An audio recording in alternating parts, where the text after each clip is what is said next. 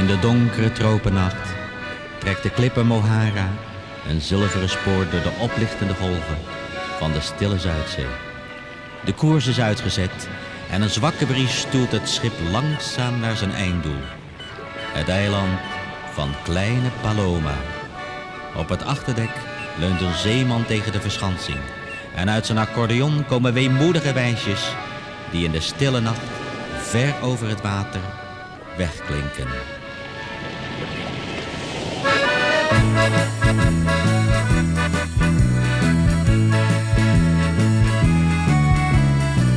Ik zie een lagune en een palmboom. Paloma kampt haar zwarte haar.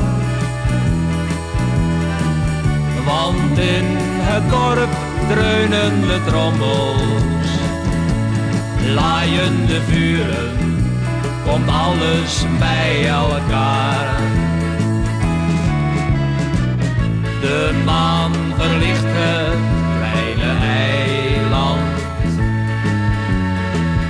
De palmen ruisen aan het strand. Vannacht trouw jij, kleine Paloma. En ik vaar hier 600 mijlen ver geen land.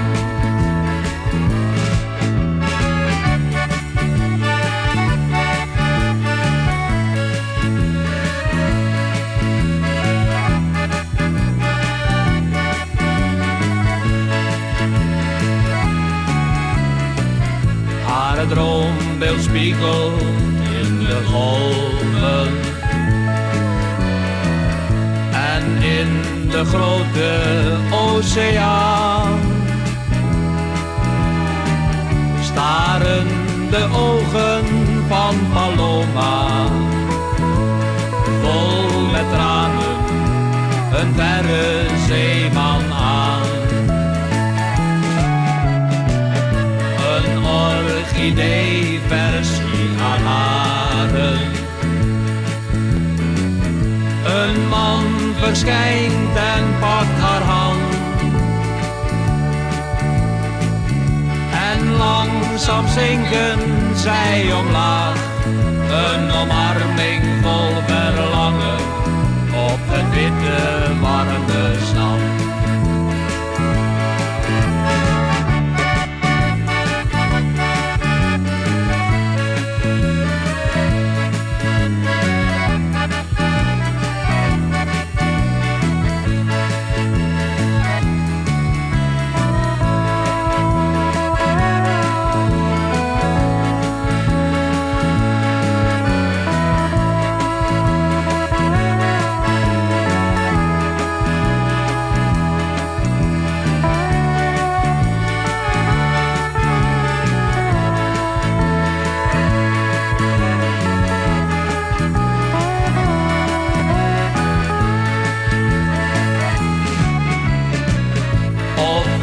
Is het slechts een droom, Paloma?